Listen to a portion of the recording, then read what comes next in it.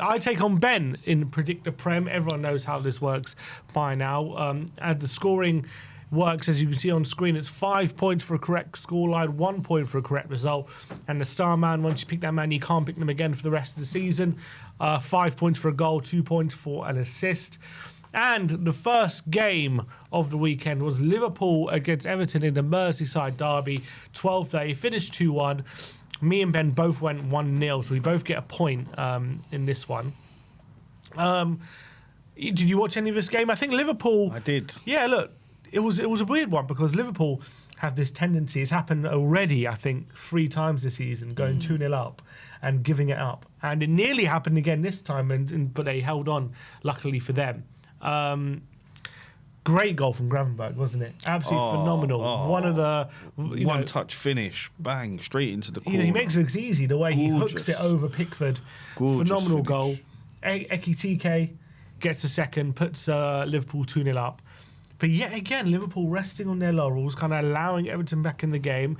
Idrissa Gueye got them back at 2-1, but luckily for Liverpool, Everton didn't really do enough maybe to get the equaliser. So that's 5 wins, 100% record for Liverpool this season. But what is going on with them? Because every game they're going 2-0 up. So at one point you can say they're playing well because they are taking teams to the sword every game. But also every game they're allowing the opposition back in the game. And it happened again this time. It even happened in the Champions League against Atletico. 2-0 up, got it back to 2-2, and then they ended up winning it late on. So how would you after 5 games, 5 wins, but some worrying traits? What if you're a Liverpool fan? What would you think about their start to the season? Do you know what? For me, Sim, that's a sign of champions. Actually, if you're winning games the way they're winning them, scraping them, getting last-minute equalisers, fighting off teams that have got one back, and they're knocking at the door to get that equaliser, that to me shows signs of mentality monsters, people that can always be in the game, always show that fight. I wouldn't be too worried right now if I was a Liverpool fan, to be honest with you. But it's got to be a bit of a concern. They keep giving these leads away, although they didn't this weekend, so credit to them. But this is the thing, Sim, though. You're talking about the Premier League, right? You're talking about Everton. This is a derby for them, huge game. Everton are a resurgent team. You've got Jack Grealish in there playing out of his skin. You've got Ndiaye playing really well. You've got some fantastic players there, and you've got a reignited team with Moyes there, the new stadium. There's a lot of good things going on at Everton. So to win 2-1 in a derby, I don't think there's anything wrong with that, to be quite honest with you. And maybe, you'd be saying if they were putting teams away 3-4, 5-0, you might be saying, okay, well, there's a slip up coming around the corner. It can't all be this bright for them. Football's a tough old game, and the games come thick and fast as well. Champions League, the fact that they're winning all these games, for me, is just a sign that they're clear favourites in my eyes. I know a lot of people talk about our neighbours from Woolwich, but for me, it's Liverpool's title to lose. Well, already 5 points clear, which is crazy to think about after 5 games. And also, obviously, having played Arsenal as well, which we'll get into a bit later. But I think, from me, my perspective, another good win. And obviously, they're showing their firepower. And as you say, Isaac hasn't even got into the team yet. No, he hasn't even played. So, they're getting these wins over the line without even their number one player. Wirtz isn't even playing well. Wirtz hasn't acclimatised yet to the Premier League. So, they've still got a lot to come. But scary. Defensively, they got to sort that out because they can't keep allowing teams back in the game. It's going to come back to bite them eventually. Well, here's the thing, though, Sim. Right? You talk about defensively. For me, that's what I was saying. If maybe Van Dijk or one of the other centre backs gets injured, then maybe they'll be in a bit of trouble. But actually, you're coming towards the end of September now. You've got October, November, December. That window will be open again in January. They can just go and sign Guehi. You know what I mean? So actually, I don't think they're in such a bad situation defensively, although they are conceding goals and they are letting teams back into games. That's true. But I think Liverpool, the way they play their football, they always have allowed you to have chances. It's similar to City, where you're going to get chances. It's just they're most likely to outplay you and score more. Yeah. So I'm really worried about Liverpool. I do think that they'll most likely end up champions. Well, they're 5 points here at the top of the moment, and it's a brilliant win for them. Finished 2-1, so yeah, a point each for me and Ben. Next up, we go to the Amex. We've talked about this game a lot, obviously. Brighton 2, Tottenham 2. Me and Ben both went for 1-1, so we both predicted a draw. Draws. But only a point each. Obviously, good point for Spurs, come back from 2-0 down. I think showing good mentality, never giving up. But a bit disappointing the fact we were 2-0 down, considering the manner of the goals we conceded, getting caught out high up the pitch for the first one on the counter, and then Vicario's got to be saving that for the second one. Has to be. But the game changed when Javi Simmons came on in that number 10 position and kind of dragged us to that draw.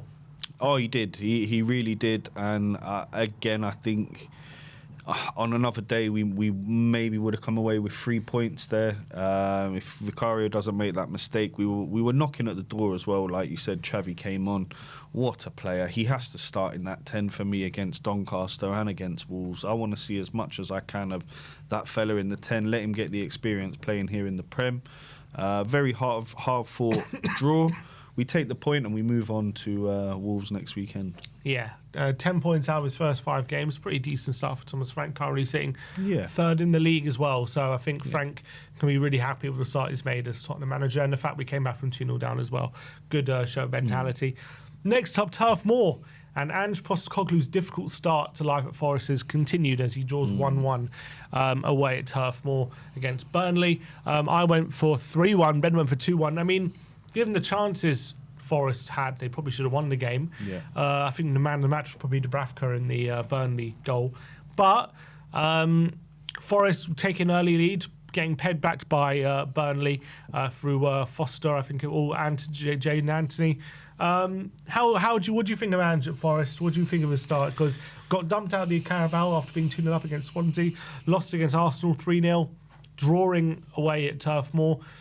I've seen some of the highlights from the game against Swansea. Should not have lost that game 3-2. I think they conceded 2 in stoppage time. Yeah. This game as well, much the better team and should have won, and just got frustrated by a good keeping performance. So do you think Forest should be worried with his start, or do you think it's just to kind of be a bit patient? A bit of both, really, Sim. You know, I'd be a little bit worried because the way Ange likes to play his football, you know, he doesn't like to change his system too much. And if they keep going for the jugular and keep, you know, kind of allowing his defence to be exposed, they're going to keep conceding goals, like they did against Swansea. I mean, that was a real slap in the face for them. A draw away at Burnley, you know, it's not the worst result. It's, you know, that they'll kind of take it, but yeah, they should be doing a little bit better, and it's not been a great start. I do think we will see a little bit of improvement.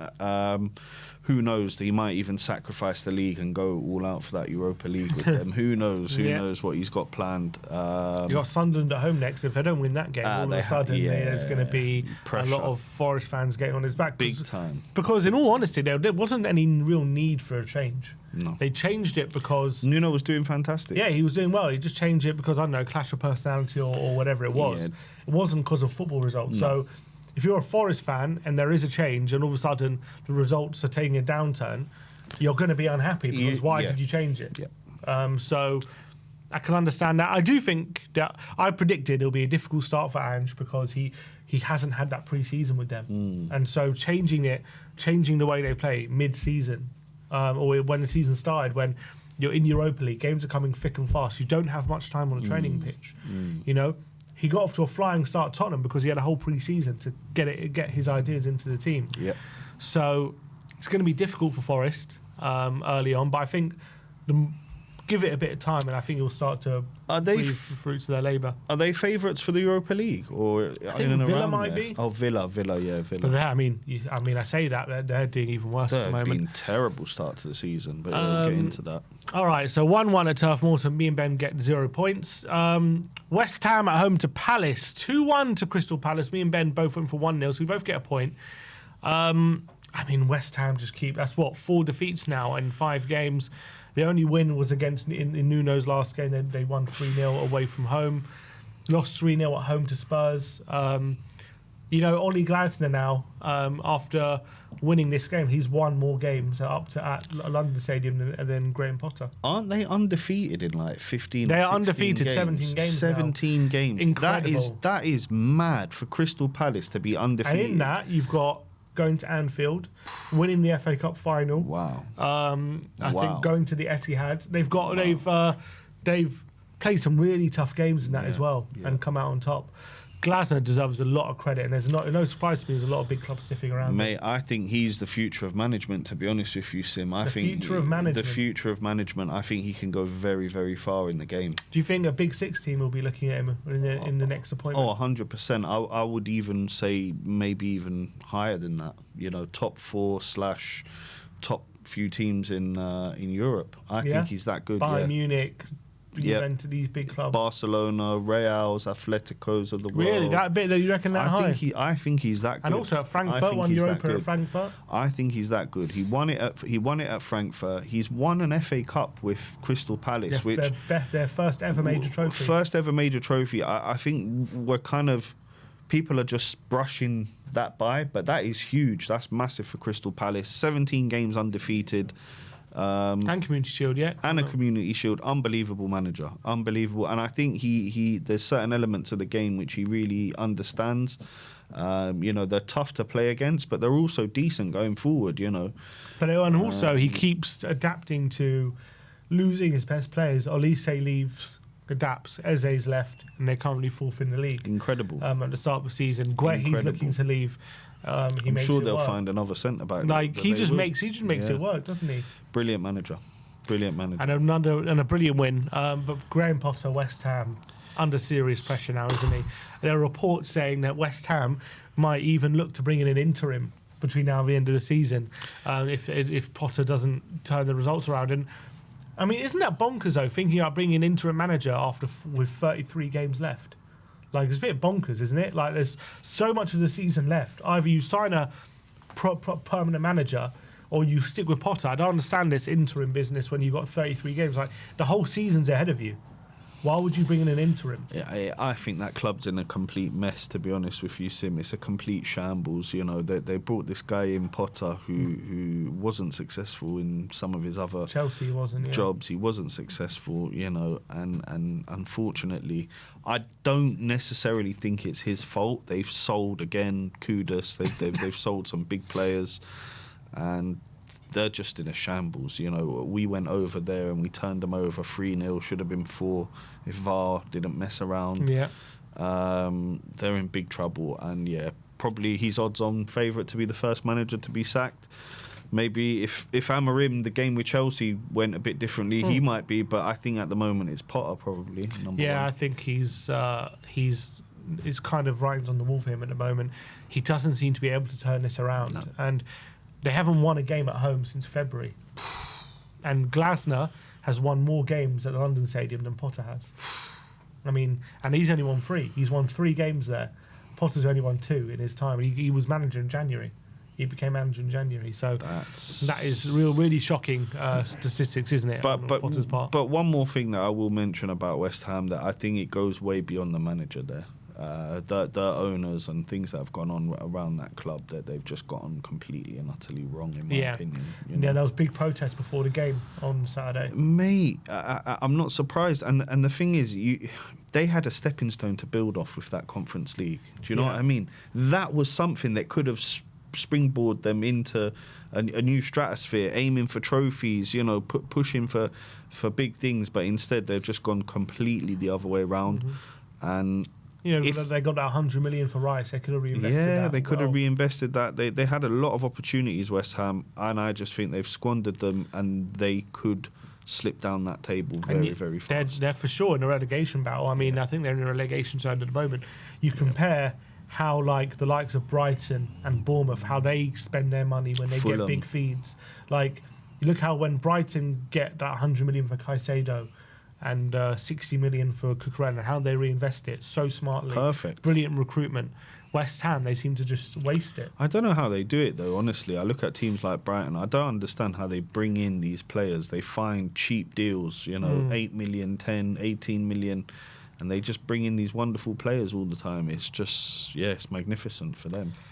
All right, next game, Wolves against Leeds and Molineux. It finished 3-1 to Leeds, and Wolves become the 6th team in Premier League history to lose their first 5 games. What was interesting, though, is they lost their first 4 games, and before this game, they offered their manager, Vitor Pereira, a new contract. I saw that, yeah. So very peculiar timing. Odd. Because if he loses the next, 3-4 games, they're going to have to sack him. How can you offer him a new contract? It's strange. It's really strange. Surely this isn't the time to do that, unless they're thinking we'll go down with him when we don't care. It's very, very strange. But the thing that worries me the most about this result is the fact that we've got Wolves on Saturday, and for me, this is when Dr. Tottenham shows up. Yeah, no. This is where they haven't. We're all right about that. This is, and for me, this is Frank's biggest test. Can you expel Dr. Tottenham? Can Dr. Tottenham be a thing of the past under the Frank regime? It's a tough test for us. It's a tough test. Even though, Wolves off the back of 5 losses. It doesn't mean anything, Sim. Not when it comes to Spurs. Not when it comes to Spurs. It doesn't mean anything. We've been in these positions before and we've crumbled in the past. So for me, it's a huge test for us. But yeah, Leeds did fantastically. I thought they played really, really well. They were creating decent chances. Yeah, Wolves went ahead in the game. But I think Leeds were deserved winners on the day. Yeah, really. Brilliant free kick. I think Stack scored. Gorgeous. And Noah Okafor got on the score sheet. And also Calvert-Lewin, brilliant header from him. Brilliant header. After he hasn't scored for about, I don't know, it's 3 years or something. Yeah, and then he scored against Tottenham, didn't he, last year when they beat us? Oh, yeah, true. And then it broke his drought, I think. True. I think he went 20 games or something without a goal before playing us. Brilliant win for Leeds. And Leeds have actually, similar to Sunderland, started fairly well in the Premier League, beat Everton, and got another win here, drew in Newcastle as well. So fair play to Leeds. Wolves in all sorts of trouble, rooted to the bottom. Yeah, very peculiar. They gave Vitor Pereira a new contract. We'll see how that one plays out, because a few more defeats. I don't know how they can carry on with it, but we'll see how it goes. Next up, we go to Old Trafford. What a game this was. Man United 2, Chelsea 1. Doesn't even tell half the story, that result. I went 1-1. Ben went 2-0 to Chelsea. Robert Sanchez gets sent off 3 minutes into the game, and that obviously spoiled the game totally for Chelsea, you have to say. After the game, Reska said, if you offered me go 1-0 down after 3 minutes or go down to 10 men, I'd choose 1-0 every time. Of course. And he said, it was a mistake by Sanchez, really. To come flying out like that. Well, he had no need to come out, really. Could have stayed on, could have, stayed back there. I don't know. But reckless. It was definitely reckless. And then, obviously, Man United get the 2-0 lead, Casemiro and Bruno. You got to say as well that the Casemiro goal, I don't know what Petrovic, it's not Petrovic, who's the keeper? Jorgensen? Who's the keeper, Sammy, who came on? Jorgensen. What is he doing for that second goal? The ball loops up in the air from a clearance. He has got a solid 5 seconds to come and claim it. He just stays on his line, rooted to the spot, and allows Maguire to come and win the header. I thought that was ridiculous. I mean, how is he not, as a goalkeeper, coming and being strong and claiming that? Bit of an experience there for me. That's, keeper should be claiming that all day long, really. And, 100%. I mean, it's not just inexperience. I think it's cowardice. I mean, he didn't want to get involved in the melee, it felt like. Even if you just get a punch on it, you don't have to catch it. You clear the danger. And he basically ball watches. You're the goalkeeper. You're the one who can use your hands. No one else can. Yeah. How the hell are you not coming and claiming that when the ball's looped up so far in the air? It took an age to come back down, it seemed. I thought that was a joke. Maresca as well made some very odd decisions. He made a triple substitution in the first half after that red card. Was that a bit of overkill potentially after? I know you're going down to 10 men, you've got to bring a keeper on. He then decided, no, I'm going to bring a keeper on and I'm also going to bring another defender on. But he then takes off Neto, who's one of your speedy players who, when you're down to 10 men, what you need is speed on the counter. Someone who can get you up the pitch. Space. Or someone who you just play a ball through to him and he can run onto a long ball or something, because you're going to need to take those chances. You're going to need pace. Takes off Neto, who I thought was a big mistake, and he leaves on Palmer. He then 10 minutes later had to take off Palmer because he was injured and felt a niggle. And then he admitted after the game that, oh, Palmer had a test in the morning and he wasn't 100%, but we started him. I mean, isn't that not completely brain dead? If you're down to 10 men and you need to bring off an attacker to bring on a defender, why not bring off the guy who's not 100% fit? When you know you're down to 10 men, he's going to have to do extra running. He's going to have to do an extra effort because you're down to 10 men. He's got to have to cover for another guy. Is that not completely stupidity to leave that player on and take off a different attacker?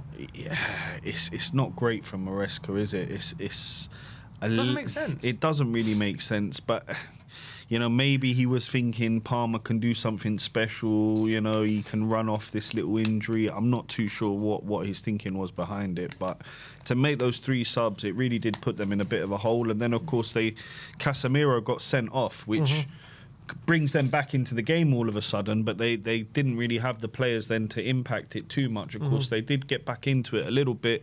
They managed to get a goal, but I think they kind of neutered themselves. They didn't have. They didn't have the tools. Yeah. They didn't have the tools to really. They took out Esteval, Neto, and Palmer. Yeah. So they took off some killer tools there. And even on the bench, they had Garnacho and Gittins. They didn't use late on the game, 10v10. Yeah. Probably and it seemed as though 10v10, there wasn't that urgency. There was like they were still playing as if they were a man down, even though. The men were level, the team was level. They did get a goal back, but too little, too late. But from Man United point of view, absolutely massive win. Is this a turning point for them? Do you How many times have they been? Nah, look, I think there's huge problems up north, up there at Manchester United. There's massive issues where, regarding the manager, the ownership, some of the players that are left there. I mean, you look at all these players now, United players that have left, how well they're doing on loan, or, the ones that have been sold. You just look at Rashford, flourishing out in Barcelona. So there's huge issues up there. I don't think this is a start of anything for them. I think they'll continue to struggle soon. They got a big helping hand, didn't they, by the red card? Oh, huge. That's the reality, isn't it?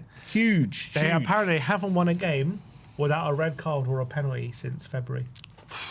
So, I mean, as much as it's a brilliant win, and they had to get the win, he had to win, right? Because then he's in such pressure to get any sort of points right now.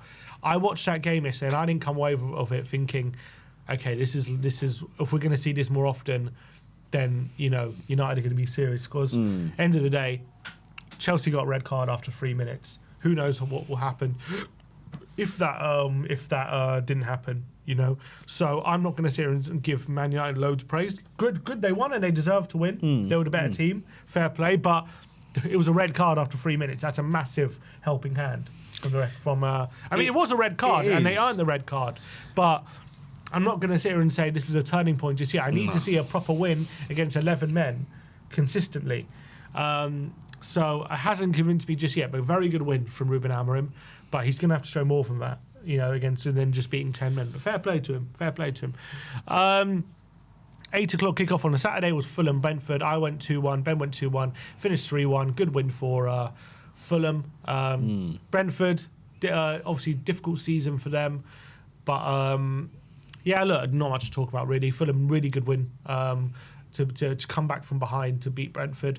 Brentford though, what do you reckon? Because they've lost Frank, lost Wissa, lost all their players. Do you reckon they have a good chance of staying up still? They're currently in 17th, so right in the thick of it.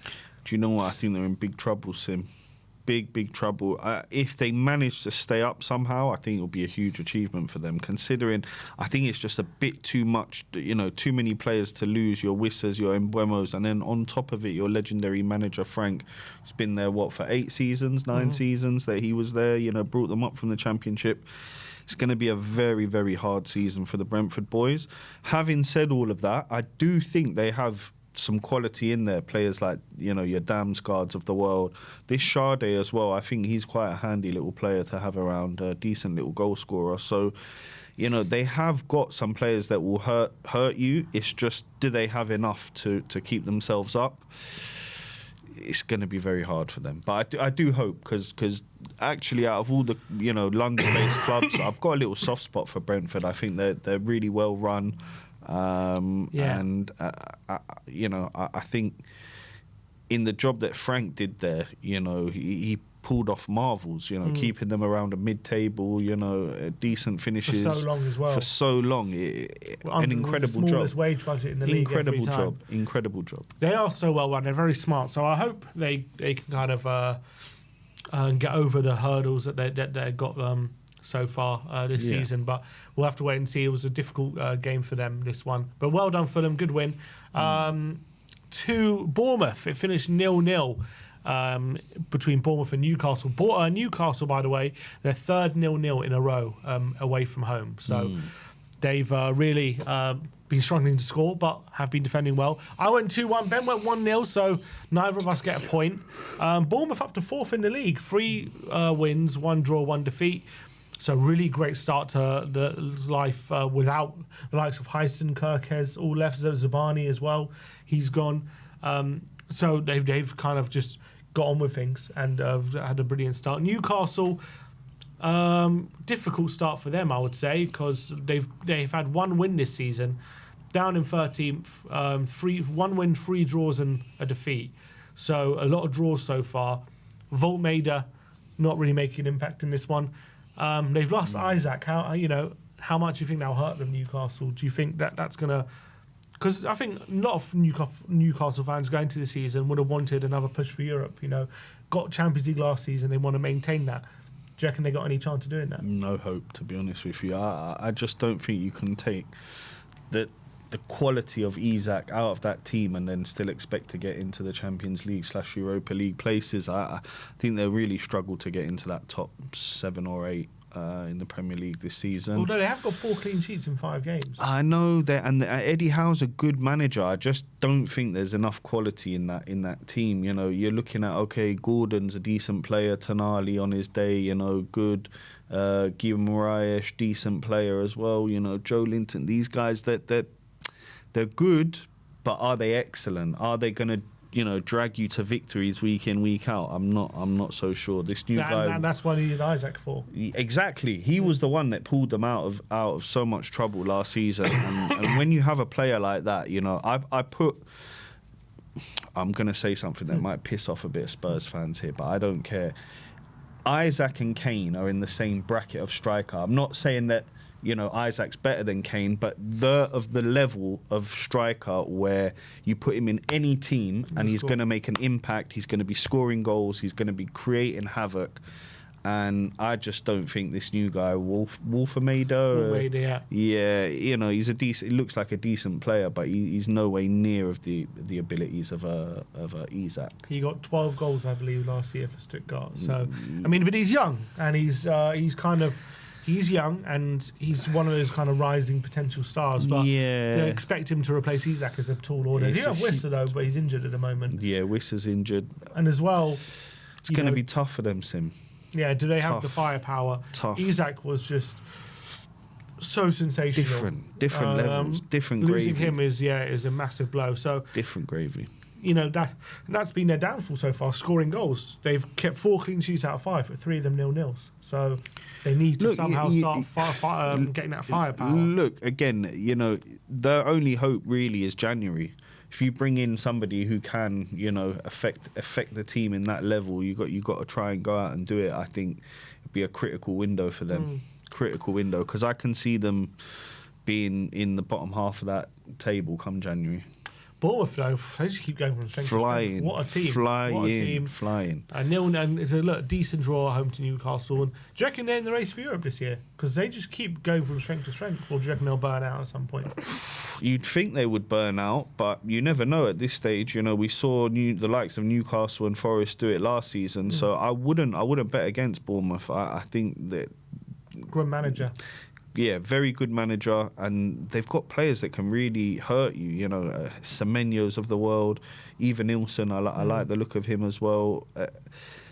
They're a very, very well-run club, and 4th in the league at the moment. 4th in the league, and look, if you keep playing what's in front of you and you keep doing your job to the best of your ability, we saw Leicester win a league like that. I'm not saying Bournemouth are going to go off and win the league, but they could potentially push for those Europa Conference places and maybe Europa League.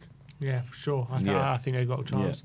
Next up, we go to the Stadium in Light. Sunderland 1, Villa 1. I went 1-0, and Ben went 2-1 to Sunderland. Oh, Villa. They got their first goal of the season. First goal, but you're against 10 men, and you know. They needed a 30-yard strike from Matt Cash and a big mistake from the Sunderland goalkeeper to get it. But they did get their first goal of the season. But even against 10 men, they couldn't hang on. It's not looking good. And they for them. conceded an equaliser, I think, late in the game against 10 men. What is going on at Aston Villa? They are currently in the relegation zone. 5 games, no wins, 3 draws and 2 defeats. 1 goal scored, 5 goals conceded.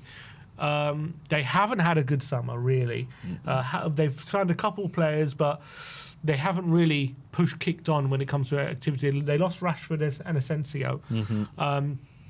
They did sign Harvey Elliott and Evan Gassand, but their transfer business wasn't particularly inspiring this window.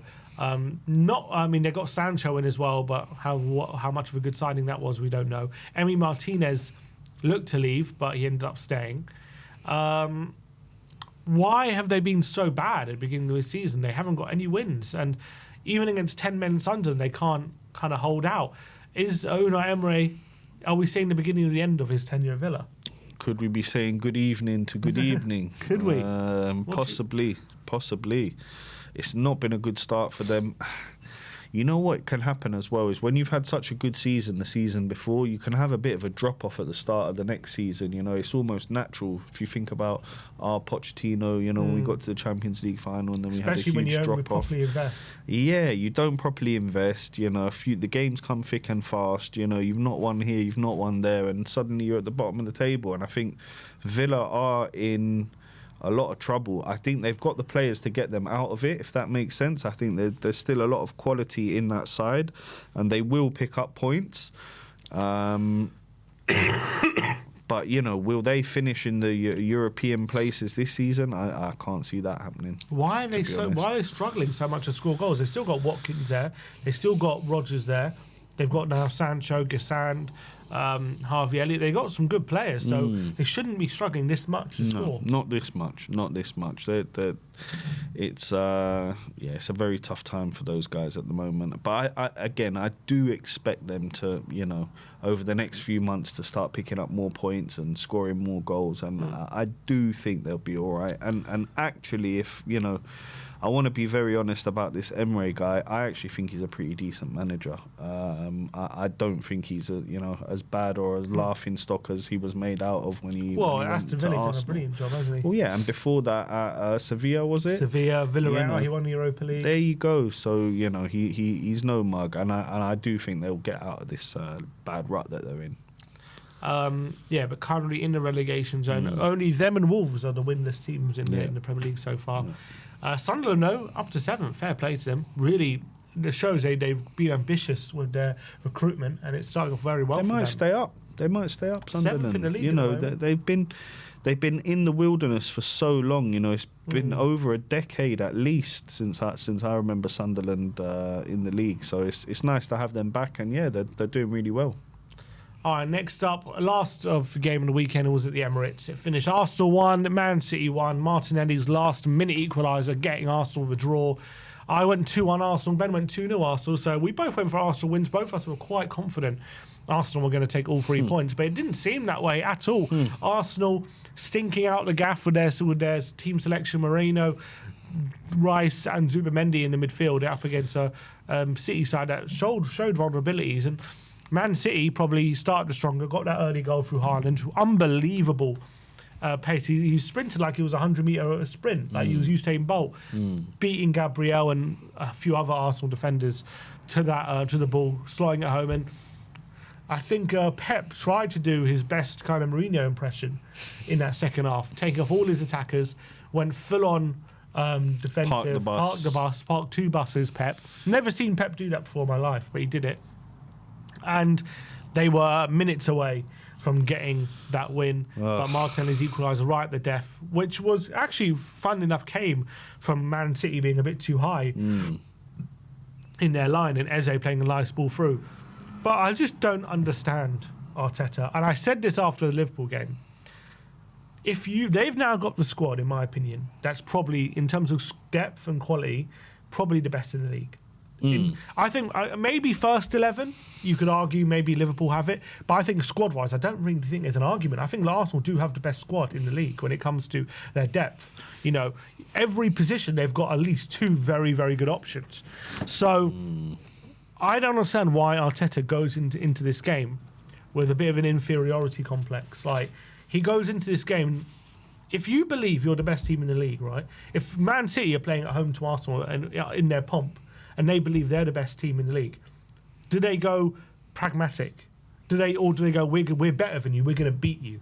You know, we're going to outplay you because we're better than you.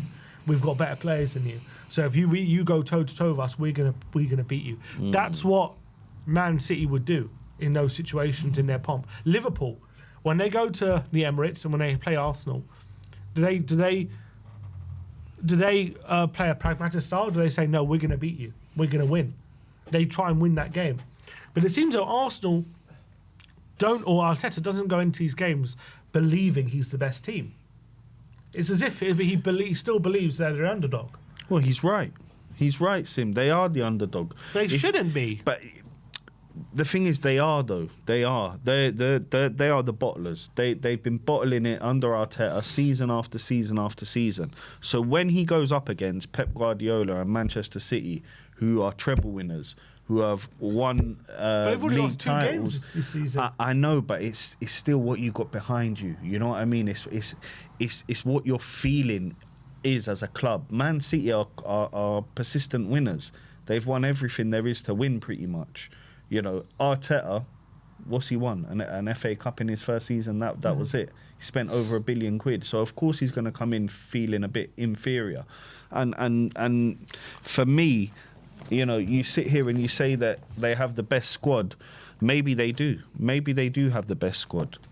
But they have one of the worst managers out of the top 6. So in all honesty, I'm not really worried about them. And I know these words are not something that a lot of Spurs fans want to hear, because, you know, there's kind of this fear around Arsenal that they're going to win things this season and this is their year and all this kind of talk. But I'm not hearing any of it. I don't think he's a good manager. I think that a lot of their players are overhyped. They do have a decent squad because they've spent, you know, about 300 million or whatever it is this season. Yeah, they've spent crazy amounts of money. So of course they will have that squad depth. But as long as Arteta's at the helm there, I'm not really worried about what Arsenal are doing. They celebrated, guys, it's completely sad to be honest. They celebrated a 1-1 at home to City like it was like a World Cup final. And that's another thing that goes to show to me, did they really feel like they were favourites to win this game? No. Because I think most top teams in that situation go and get the ball and go back to the halfway line. Of course they do. And we're going to win this game. We're going to win now. it. Of course they do. But Arsenal celebrates if like, what a brilliant result to get a draw. It's sad. It's sad, honestly. And again, you look at some of the styles of play, you know, we all know what we like to see as football fans. All the Arsenal fans out there, can you honestly tell me that you enjoy watching their style of football and the way they go about things? And this kind of, you know, we're dangerous from set pieces, kind of, you know, we'll rely on Gabriel and Saliba to get goals from centre-back, from, you know, it's not for me. It's not for me, Sim. I just think, for me, if Arteta is serious about winning the Premier League and serious about believing Arsenal are the best team in the league, you've got to approach these games as if you're the best team. I hear you, but they're not. He doesn't do it. They're not, though. They're not that. And even if on paper they are, it's squad-wise, if you're looking at City's squad, and it's still mentality-wise, they're not. City will still go into every single game against Arsenal thinking they can win. Every single game. And they very nearly did in this game. But look, fair enough, Arsenal did get the equaliser, they didn't lose. But a draw at home in this game against a City side who have been vulnerable this season. I just think the way they approach the game, how can you sit back against this team? You have to try and go at them. You have to get your best attacking talent on the pitch and really have a go at Man City. And really ask all the questions you can. Agreed. And they only started doing that in the second half. They didn't do that at all in the first half, and that's why they were 1-0 down. I think I don't understand. Like, imagine Man City when De Bruyne was at his best. Like, going to Emirates and dropping De Bruyne. Like, it's just never going to happen. No. Or sorry, at home to Arsenal and putting De Bruyne on the bench and playing a midfield three of like Rodri, Gundogan, and Nico Gonzalez. But that's like, Arteta for you, Sim. That's Arteta for you, Sim. Weak-minded, weak-spirited, and you know his team selection weak as well. There you go. But time will tell what happens between now and the end of the season. But at the end of the day, we're now 5 games into the season. They're already 5 points behind Liverpool. Next week is massive, by the way.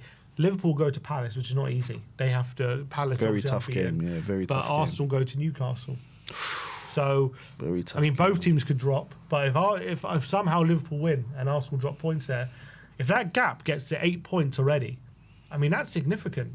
8 points is a significant gap at any stage of the season. Like, that's already a big gap to kind of overcome. Yeah. I remember Liverpool opened up about an 8-point gap on Arsenal last season around, I think it was around November time. And I remember chatting to Ben saying, you know, that's a big gap. And Ben was like, nah, there's so much football to be going. I was like, yeah, but it's 8 points. That's 3 games you have to catch up already. And there's so much football to be played. There's a chance that gap only gets bigger. Like, every time, like Arsenal from then on have to be perfect, and Liverpool, you know, have to stumble in 3 games, you know, for Arsenal to catch up. And to open up that big of a gap early on would be very significant, in my opinion. Very significant. Could be. And it turned out to be that last season. I mean, come on, Eddie Howe. It'll be very interesting to see how that plays out. And Arsenal, I mean, Arteta, if there's an 8-point gap after 6 games, he's going to be under serious pressure to close that gap. All right, Starmen. I went for Rodrigo Muniz, who got an assist. Ben went for João Pedro, who did nothing at Old Trafford. So I got 2 points there, which means I closed the gap from 12 points to 5 points. Getting closer now, Getting closer to Ben. Getting closer. Yep, good week for me. Good couple of weeks. So it's been working out well since Ben's been off on a paternity leave. I've been closing the gap every week. So the longer he goes off, maybe the worst decisions he's making. We'll see. Let's review the Prem.